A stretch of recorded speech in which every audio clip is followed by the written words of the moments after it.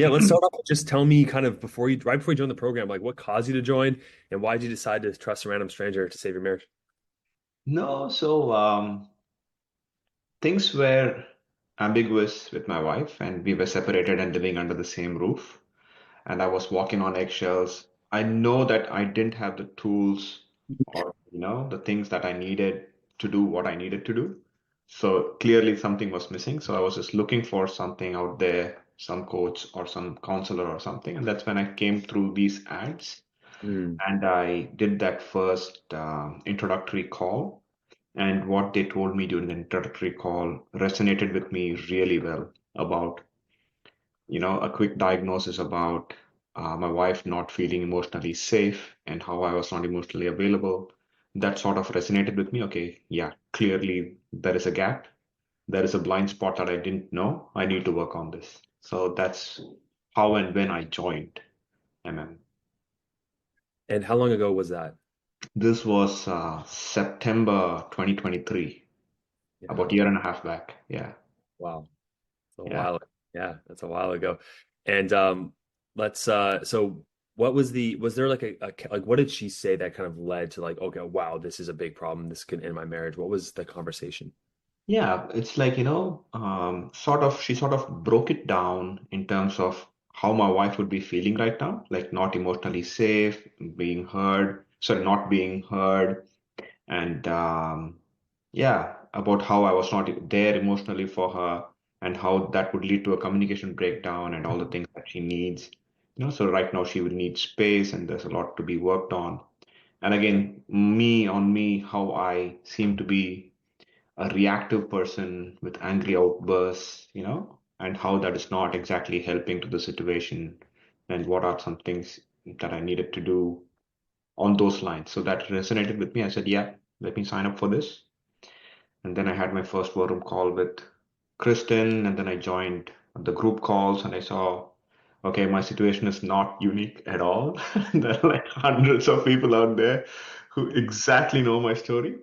But the beauty is, it seems so common, but it doesn't. You don't see them in your daily life.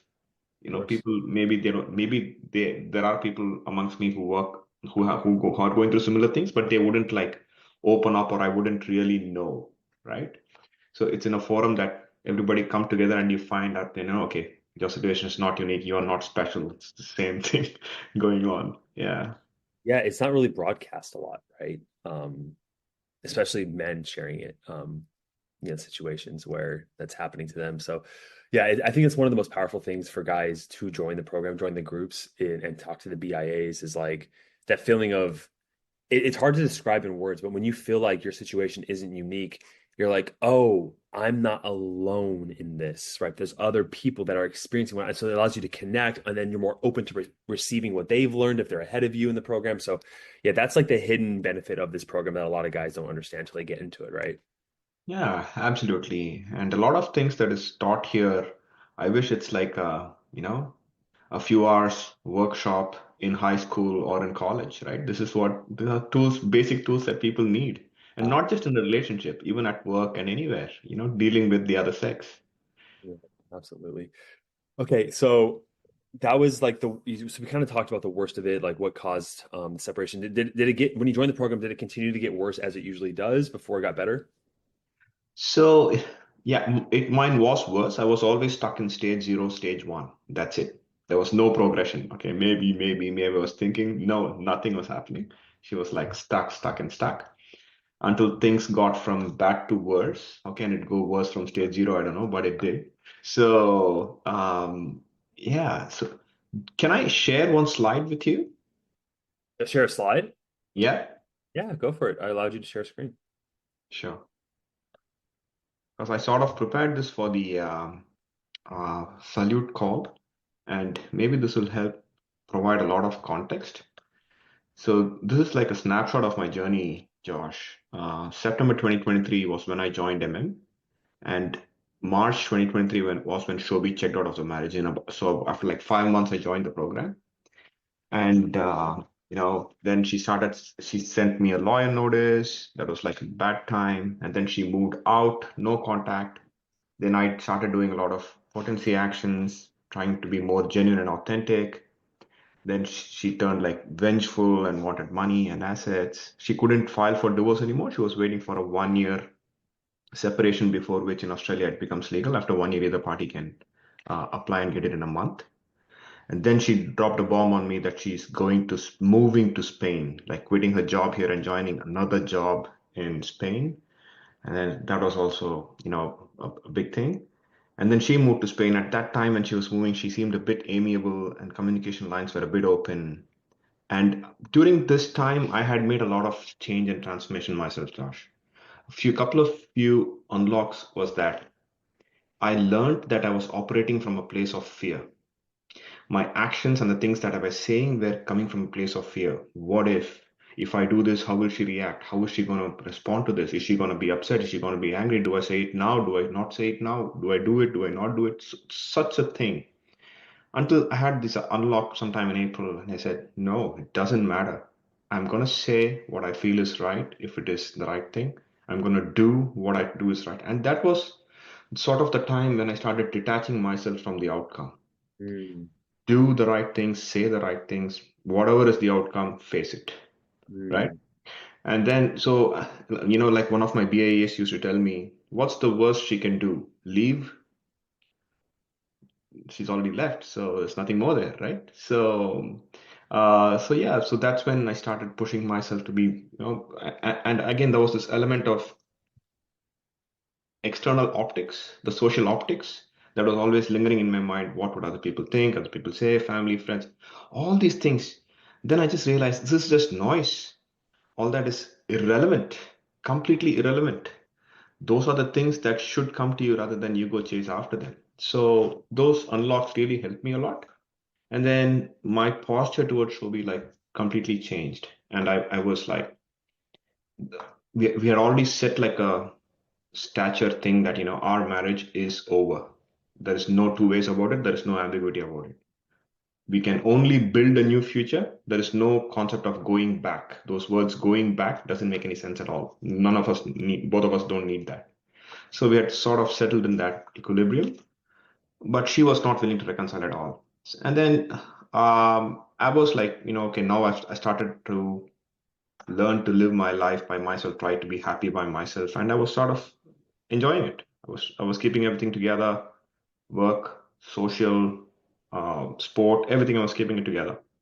And that sort of, how is this guy keeping it together? Why is he not crashing and burning down? That was something in the back of my mind. I was undeterred. And I was doing it for myself, genuinely, not because of her. And in these group calls and other things, I would like ask the BIAs, if I do all these potency actions, if I do all these things for myself, how will she see it? She's not here. She's moved out. And then, then she's moved to Spain. How will she see? Then now I know the unlock. They will see it. It doesn't matter. You're doing it for yourself, and it doesn't matter if they see it or not. And ultimately, she did see it, right? So that's the beauty of it. So again, fast forward, I asked her, I can visit you in Barcelona if you want me to. Then she said, yes. Why don't you? So I went to Barcelona, had a great time, and I'd already planned in my mind that I need to ask her certain questions. They are going to be tough, and there are specific answers that I want to hear. Not the opposite. It's not like these are not the answers that I don't want to hear because that is settling. I didn't want to settle. These are the things I want to hear. And I told Shobi clearly, until I see intent and commitment, I don't want any reconciliation. I need to see that. It's not just blindly, if you say we want back, I'll take you back. No, we are both going to fall into bad patterns. It's like, I need to see strong intent and commitment from you.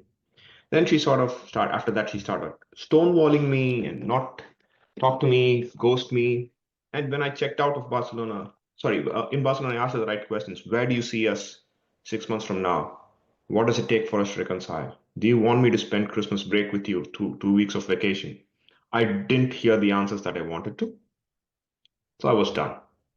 I came back, I had fully let go. Until that point, I thought I had let go, but I didn't know what letting go fully meant until I actually did it.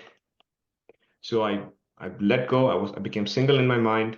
I took down all her photos, pictures, changed my posture completely, even told her I'm ready for the divorce. And then I, this was the 2024 was the year. A bunch of me and my college mates, we all turned 40, so we had this global reunion in Vegas. So we went to Vegas. I was partying, having a great time, and that's when Shobi called. When I was in Vegas, crying, begging, let me come back. I want back in the relationship. I'm sorry for everything that I did. This blah, all that thing, right? And the beauty is, I was like, this is perhaps what I wanted, but now that I have it, I don't want it. What's happening? This is such a beautiful conundrum, right? So I'm like, okay, this makes sense, but I'm not there in my heart. And then she got it. She sort of got it. And then there was a lot of drama. Maybe I'll go into a little bit of logistics. So she knew when I was flying back from Vegas to Sydney. So she surprised me by landing in Sydney a couple of hours before me and waited for me at the airport before immigration. And then I asked her, how is it fair? If you want to see me, you get to see me. But whenever I wanted to see you, I couldn't. And I was like, earlier, I wouldn't have made these statements for fear of upsetting her. But this was the right thing. I was like not driven by fear anymore. I was polite, calm, respectful, all of that things, not condescending, not angry, nothing, no reaction. She sort of got it. She spent a week in Sydney and she left and she knew that she had made a big mistake and that I had moved on. And then we were like cordial for a while and I was like planning to initiate divorce and other things until I had some more learning and a couple of epiphanies when I saw about the things happening around in my life with people that I care about, with people with one degree of separation. People are battling death, child death, disease, divorce. My best friend's wife had a stroke and she's like paralyzed. When I saw that, what do I have? Relationship problem? That's nothing. It suddenly sounded so small in the large scheme of things, right? I was like grateful for everything that I already had. And then in parallel, I also realized that my love for Shobi is always there. It never went off. Sure, we may be together now or we may be divorced later. It doesn't matter. But the love that remains, still have feelings for her, still wanted to be happy. I wouldn't intentionally think of hurting her even once. So 16 years after I proposed on the same day to her again, saying, do you think we have a future together? She was so happy. And she said, I will do anything it takes. This was in November. She quit her job instantly without any future job prospect in Sydney. It's like, it's very cultural thing for, people, South Asians like us to not quit a job until you have the next one lined up. So she like sort of quit a job. She gave up her house, 1 year lease, 6 months remaining in the lease in Barcelona. Said, I'm coming back. And as of right now, today, Saturday, yesterday, Friday in Barcelona was her last day. Mm. She has given her laptop, everything. She's now currently unemployed and she's wrapping up things and coming here to Sydney home in a few days. This was huge. And yeah, after we reconciled, of course, we had a beautiful vacation over Christmas and New Year. We traveled for a week in Morocco and a week in Egypt. Great fun. It is amazing to see how Shobi has fallen completely into her feminine frame and how she was as before, and so beautiful and loving and a bit more matured. At least now she knows she needs to express and communicate and speak up and not be afraid, or, it's okay to show her vulnerability. Showing vulnerability is not a sign of weakness. She understands all that. So it's great. It's great. I would like to keep status quo as much as I can. Wow. So, man, would you say that you guys are dating again or together? Get together together. It's Together like proper together. together. Yeah, like fiercely together. Right. That is an amazing story. There's a wealth of information there. I only started writing down after the second half when I realized you were just dropping these, like you said, unlocks. I like that term. I wrote a couple down. I want to expand on a couple of them if that's okay. Um, to walk me through. So one thing I heard you say is that when you went to see her that first time, even though she rejected you, you came there saying, this is what I need for reconciliation. Where most guys, they were in the mode of reaction where they're like, what do you need to, so I can come back to you? You switched that. When did you have that unlock? Like what triggered that? Like I should focus on what I want. This was sometime during April or May when she said she's moving to Barcelona. That was like my lowest point in life. And then that the biggest unlock was me realizing that I was acting from a place of fear. I shouldn't be afraid anymore. The things that I say or do should not be. a function of how is she gonna take it? What is she gonna do? You be genuine, authentic, you do the right thing, and you face whatever is the consequence. Completely fine, right? Because there is no favorable outcome or unfavorable outcome. It's an outcome. It's not in your control. You do what you right, and whatever is the outcome is the right thing. You have to assume to it. So yeah, acting from a place that is not of fear, that was the key driver. And then, and then things became clear. And then that's when I started telling her very clearly, if you want to reconcile or if we are to reconcile, I need to see strong intent and commitment from you in action. Words won't do. You telling me this, that, no, won't do. If it's there in you, I need to see strong intent and commitment in action. Because otherwise, if we just say you want to come back, I don't know for what reasons you're coming back, and then how our things are going to be, we'll fall back into old patterns. Sure, let's not play a you versus me thing.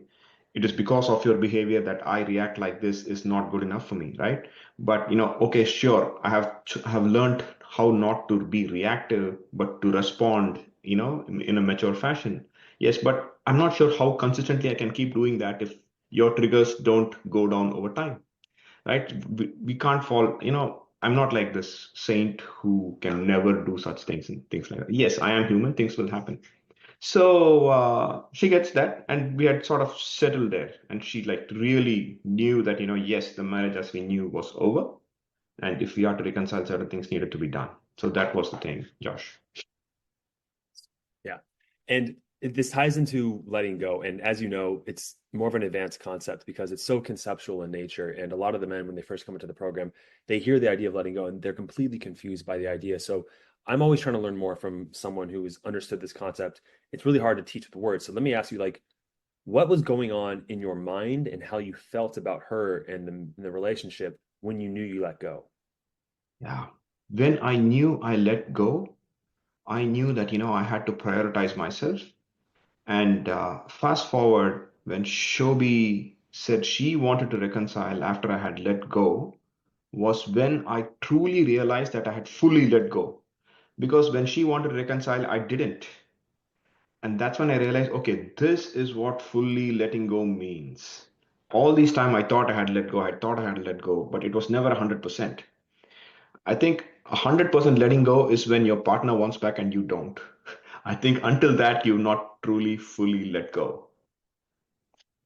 And when you say you let go, were you still receptive to her coming back, or you're like, I don't want to see her ever again? No, I don't want her. I'm like done, dusted. So I'm going to build a future without Shobi in my life, right? Because if I go back 10 years, she had an emotional affair with one of her colleagues when we were living in Delhi before we moved to Sydney. And then we did some marriage therapy and we got back together and things seemed okay for the next 10 years. It seems okay.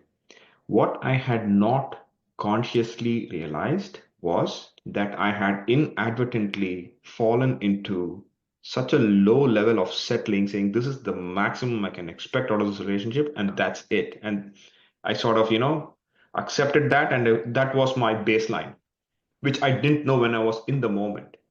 Until I let go, I didn't realize that, the things that I was trying to dearly hold on to or to fight back was not actually much, was not actually much, right? So, okay, I deserve more. I needed more, and of course, I did meet a couple of women, and it's not something unique or exclusive that one woman brings to the party for a man, right? So, and one of the things that I did share in the solid call yesterday was defining my sense of self-worth. I had artificially put the things that Shobi brought to me in the relationship, all the things that she brought to me on a pedestal, and I had assigned a huge weightage to what that offered to my sense of self-worth.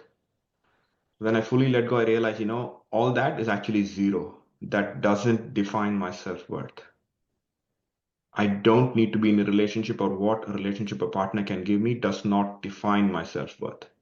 So defining that and having a realization of that was very instrumental in me letting go and you know positioning myself after.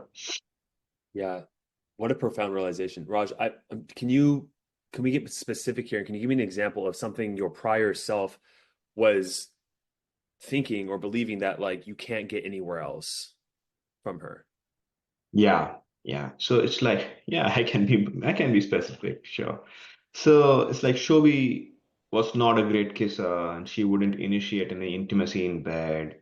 She would be lazy, she wouldn't be do too much chores. So in a good way, I had sort of accepted her for what she is. And then it was okay. And I was like, okay, this is life, this is marriage. And great. I love Shobi the way she is and settling for it, right? There was nothing more that she would go out of the way to do to please me, or she wouldn't like openly appreciate me or respect me or things like that. She's a very sweet person, but she's just very lazy and immature. That's all. She's not like vile or a- angry or hateful. She's not that sort of a person. But still, it was not a very fulfilling relationship, right? So those are some sort of the specifics that I thought, okay, this is what is there, and that is what I was fighting to protect, which I didn't realize when I was in it until I came out of it. Yeah. Yeah, that perspective is really important. And speaking of perspective, one thing that you said too, the third lesson that I really caught from your telling me what happened was this idea of things could be a lot worse. Like, yes, you're going through this potentially divorce and separation with a woman that you've been with for so long, but you were able to say, okay, that's bad, but look at everything I have, and you focus on the gratitude. And as you know, if you come to my group calls or any of the group calls, I start with the wins because I want to prime your guys' brain towards the positive. How instrumental was that ability to shift perspective in producing kind of like a non-reactive, positive state within you? Yeah, I think it was a it was a slow progress. Um, I wa I'm an ex-management consultant. I already had a lot of shit together, and I was always organized, and my life was like very planned out. I just got more brutal in that. Now I had suddenly so much spare time, and then I was killing it at work. I was maintaining, taking care of my house really well. I was with my social circle. I was interacting really well, spending a lot of time with them. I play sport on the weekend. That was going well. Everything was going well. I'm like, okay, this is great. Life is great, and I started building on that.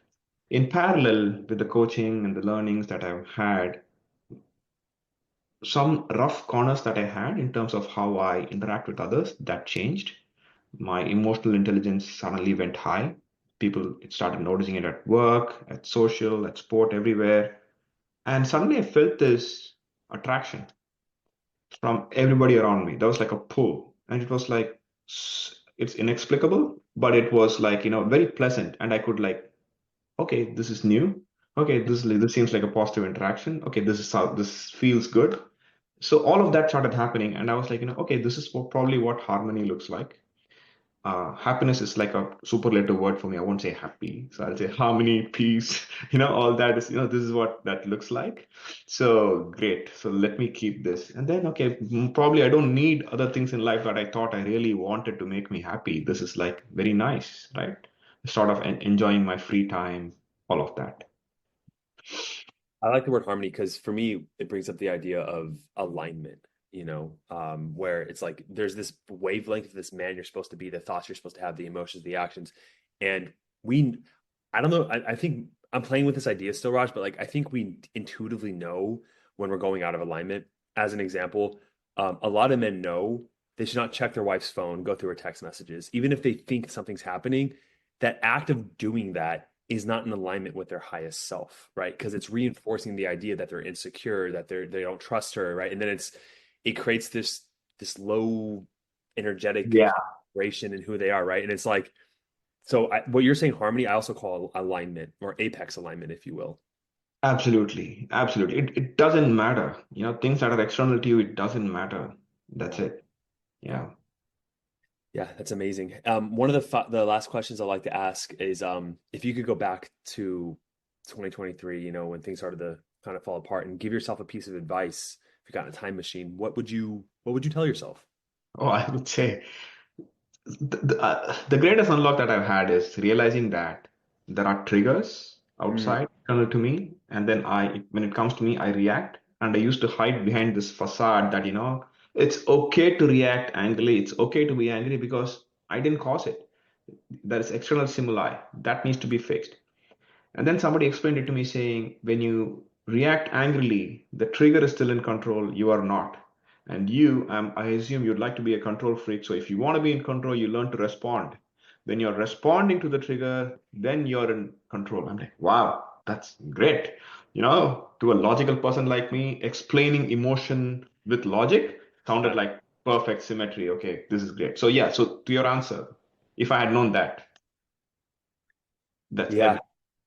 That's the idea of the internal locus of control I talk about, right? Where Oh, yes. are you at the cause or the effect, right? And the state a lot of men are in when they first come into the program and they're trying to get their wives back is they are at the effect. Their wife does something, their emotions shift and change based on the way she is, and that's following her. That's going to your feminine, and yeah, having that strong frame, realizing that you do have the ability to feel those triggers and then choose. That is emotional intelligence, right? So yeah, Yeah.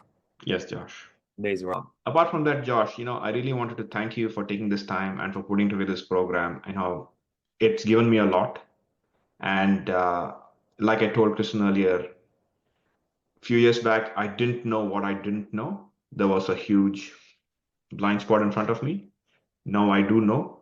But then now I think I have the wisdom to realize that right now I don't know what blind spots I still have. And I don't know what I will unlock for me 5 years down the line, 10 years down the line. I don't know what they are, but I got to be open to it. I hope there are none. But yeah.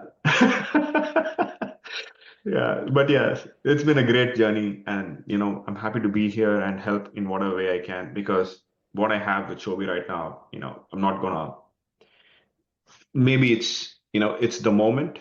I'm not going to go over myself or jinx myself, because I don't know what I don't know, but I'm going to embrace the moment and be grateful for what I have right now. Wow, Raj, thank you. That's a great way to end it, man. That's amazing. And yeah, I think when those blind spots, one of the things that overcomes that complacency that causes the stagnation in relationships is that being hyper focused on like, what is the next area of development in my life? What other goals do I want to achieve? And we never stop as men, right? You keep on growing because that gives her something to continue to learn in yourself. So it's beautiful, man. Thank you so much for sharing your story, Raj. And if you have any questions, man, you can reach out to me. Okay. Will do. Thank you so much, Josh. Have a good Friday and a weekend. Cheers. Bye.